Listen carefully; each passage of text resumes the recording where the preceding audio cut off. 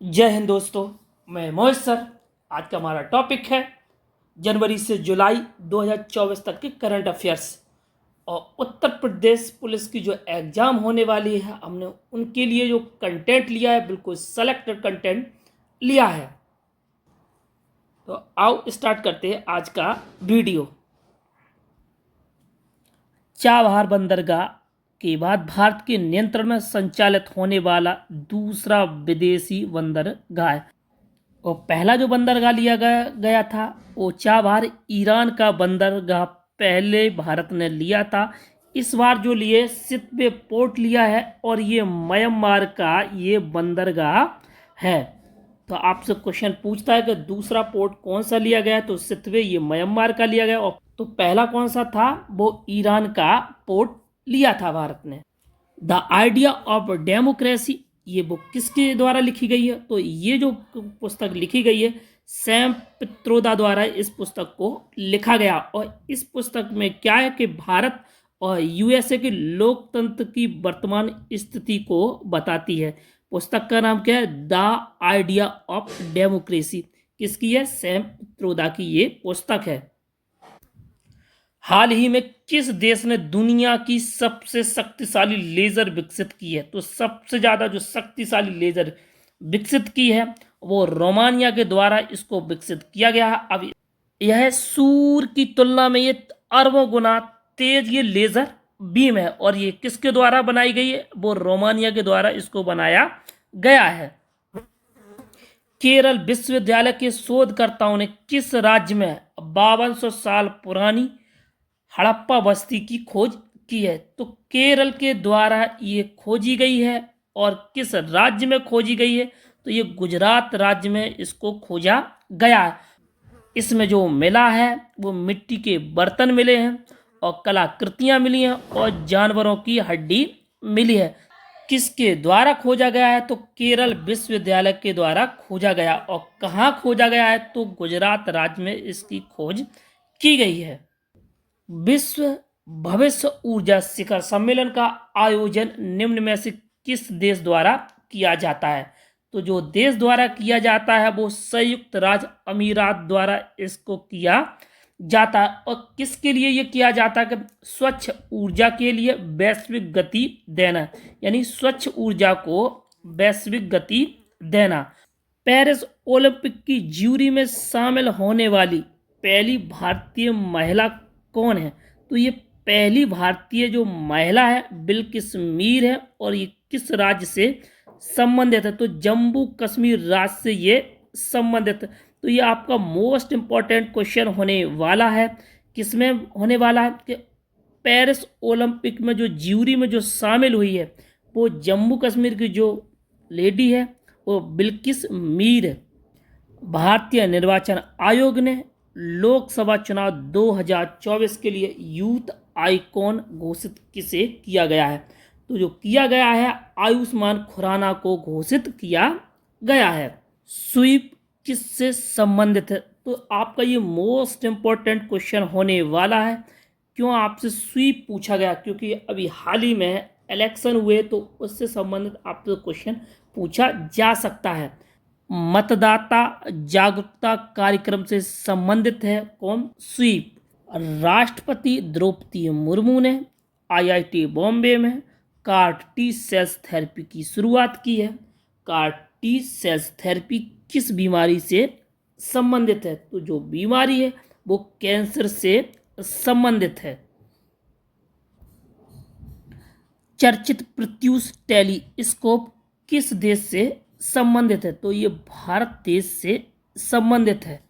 प्रत्यूष कैसे कार्य करता है, तो आकाशीय पिंडों से निकलने वाले रेडियो तरंगों का पता लगाने के लिए इसका प्रयोग किया जाता है।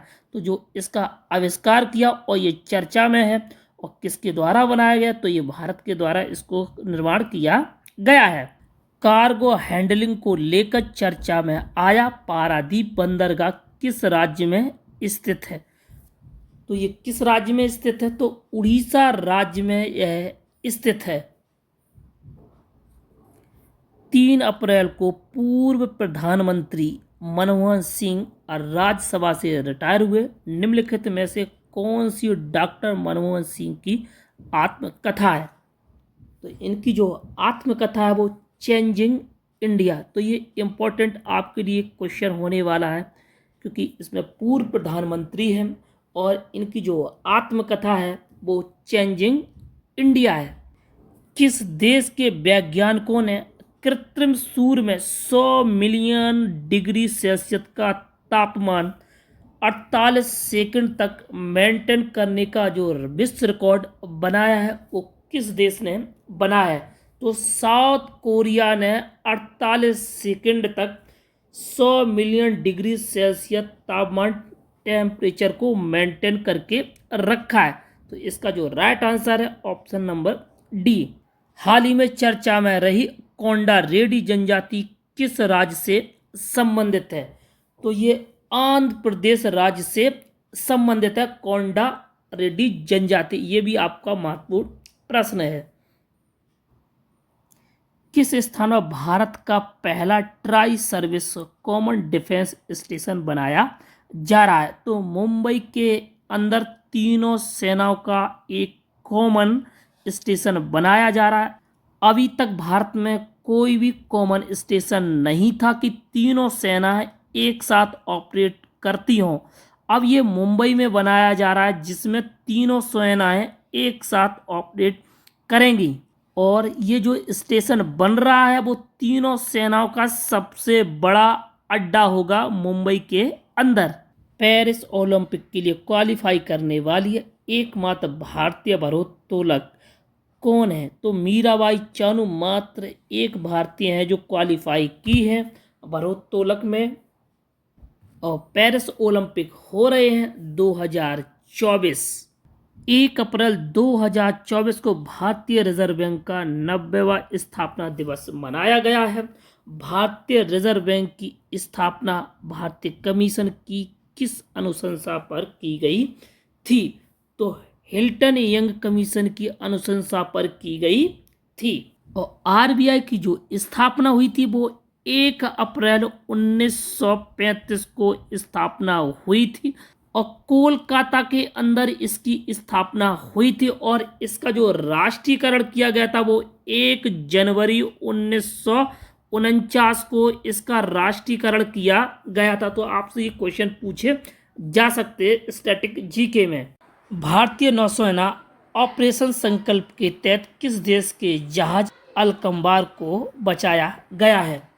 तो जो ईरान का जहाज था ये डाकुओं के द्वारा इसको हड़प कर लिया गया था, तो भारतीय नौसेना के द्वारा इसको बचाया गया है। चर्चा में रहा कच्चा थीवू द्वीप भारत और किस देश के मध्य स्थित है?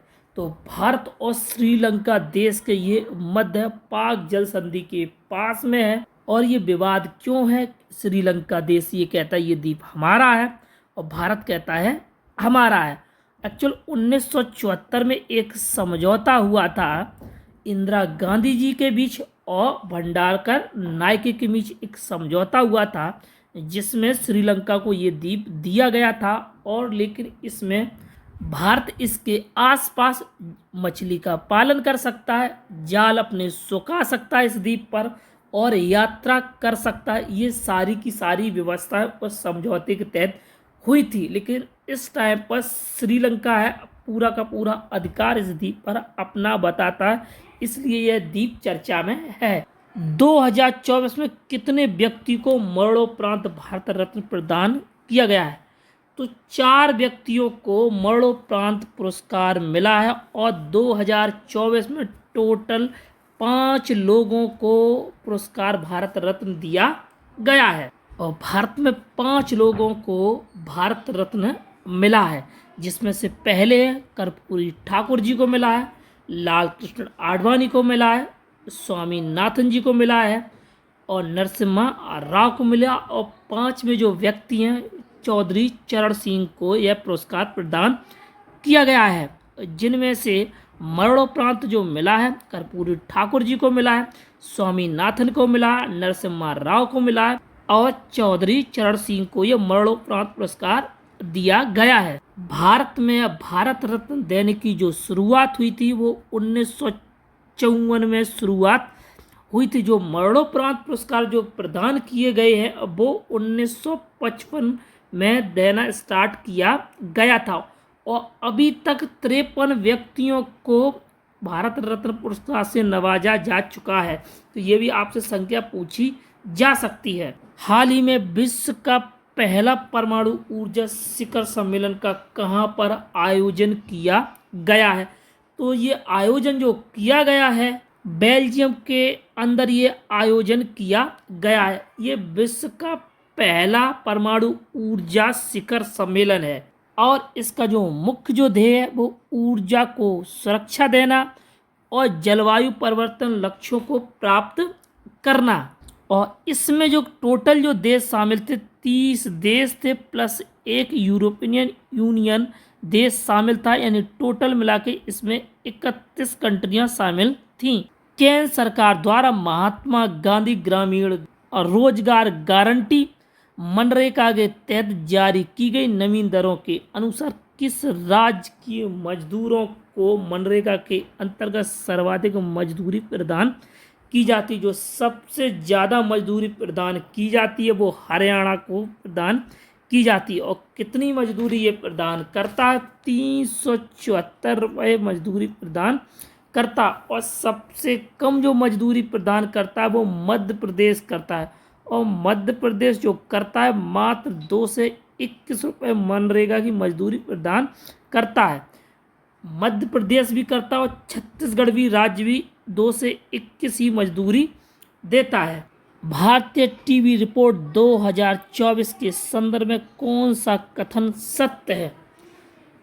और भारतीय टीबी रिपोर्ट 2024 केंद्रीय स्वास्थ्य मंत्रालय द्वारा जारी किया जाता है। तो जो टीबी की जो रिपोर्ट है वो केंद्रीय स्वास्थ्य मंत्रालय इसको जारी करता है, ये सत्य है।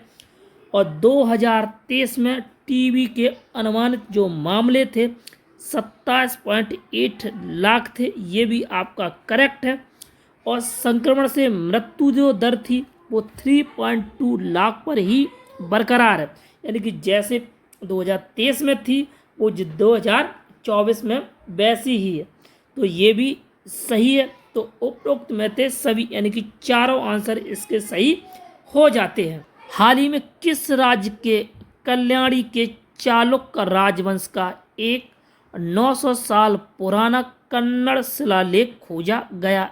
इसे कहाँ पर खोजा गया है? और इसकी जो खोज की गई वो तेलंगाना राज्य में इसकी खोज की गई है। और चालक राजवंश का सबसे शक्तिशाली जो शासक था वो पुलकेशन सेकंड था। भारत निर्वाचन आयोग ने नागरिकों के चुनाव के दौरान आदर्श आचार संहिता और व्यय के उल्लंघन की रिपोर्ट कराने के लिए कौन सा मोबाइल एप्लीकेशन लॉन्च किया है? तो जो मोबाइल एप्लीकेशन लॉन्च किया है यानी शिकायत के लिए, आदर्श आचार संहिता के लिए, और अगर कोई ऑप्शन नंबर इसका सी इस राइट आंसर है। और इसका जो एप्लीकेशन है सी विजिल है, ये लॉन्च किया था निर्वाचन आयोग ने। महिला एशिया क्रिकेट कप 2024 का आयोजन किस देश में किया जाएगा? और ये जो क्रिकेट का आयोजन है वो हो चुका है और 9वां संस्करण था और ये श्रीलंका देश में ये इसका आयोजन हुआ है और श्रीलंका देश ने ही इसको जीत लिया है और भारत को हराकर। निम्नलिखित में से कौन सा उत्सव ईसा मसीह के बलिदान दिवस के रूप में मनाया जाता है? तो गुड फ्राइडे ईसा मसीह के बलिदान दिवस के रूप में मनाया जाता है। चर्चा में रहा मेमेकोन्स किसका उदाहरण है? ये आपका इम्पोर्टेंट क्वेश्चन है। ये जो चर्चा में रहा क्रिप्टो करेंसी का एक उदाहरण है। हाल ही में वर्तमान उत्तराखंड राज्य के चिपको आंदोलन को 50 वर्ष पूर्ण हो गए हैं। चिपको आंदोलन की प्रमुख नेतृत्वकर्ता कौन थे? तो जो नेतृत्वकर्ता थे वो सुंदर लाल बहुगुणा इसके नेतृत्वकर्ता थे। हुरन ग्लोबल रिच लिस्ट 2024 के अनुसार एशिया का कौन सा शहर बिलियनियर कैपिटल ऑफ एशिया बन गया? तो सबसे ज़्यादा जो अरबपति किस शहर में स्थित है? तो मुंबई में सबसे ज़्यादा अरबपति है। और कितने अरबपति? 92 मुंबई में अरबपति हैं, जबकि बीजिंग में, ये बीजिंग को छोड़ के पहले स्थान पे आ गए हैं। टोटल जो बीजिंग में है वो 91 है, जबकि मुंबई में है 92 है। और इसके बाद आता है संगाई में, और संगाई में 87 है। यानी कि किसको छोड़ के पीछे आ गया है मुंबई? यानी कि बीजिंग को छोड़कर मुंबई पहले स्थान पर आ गया है अरबपति की लिस्ट में। फूल बहादुर, जो कि पहली मगही उपन्यास है जिसका अंग्रेजी में अनुवाद किया गया है, फूल बहादुर का अंग्रेजी में अनुवाद किसने किया है? तो जयंत मालाकर ने इसको अंग्रेजी में अनुवाद किया है। और फूल बहादुर किसके द्वारा लिखी गई थी? फूल बहादुर उपन्यास जो लिखा गया था जयनाथ पति के द्वारा लिखा गया था। और अंग्रेजी में इसका अनुवाद किसने किया? तो जयंत मालाकर ने इसको अनुवाद किया है। चर्चित ऑपरेशन संकल्प भारत की कौन सी सेना द्वारा चलाया गया? तो भारतीय की नौसेना द्वारा इसको चलाया गया है। एक्चुअली इसमें क्या हुआ था कि जो ईरान के लोग थे मछली पकड़ने जब समुद्र में गए, तो डाकुओं द्वारा उनका जहाज जो बेड़ा था उसको अपहरण कर लिया गया। और जो ऑपरेशन चलाया भारतीय नौसेना ने, ऑपरेशन संकल्प चलाया था, तब इनके बेड़े या जहाज को बचाया था। वो जो जहाज था वो ईरान का था। हाल ही में इंटरनेशनल एस्ट्रोनॉमिकल यूनियन किस भारतीय के नाम पर सूर्य और बृहस्पति के मध्य की स्थिति, क्षुद्र ग्रह 2005 और एक्सरसाइज 296 का नामकरण किया गया है? यानी कि सूर्य और बृहस्पति के बीच में जो क्षुद्र ग्रह, उनमें से एक क्षुद्र ग्रह का नाम भारतीय वैज्ञानिक के नाम पर रखा गया है। जो वैज्ञानिक है प्रोफेसर जयंत मूर्ति के नाम पर रखा गया है।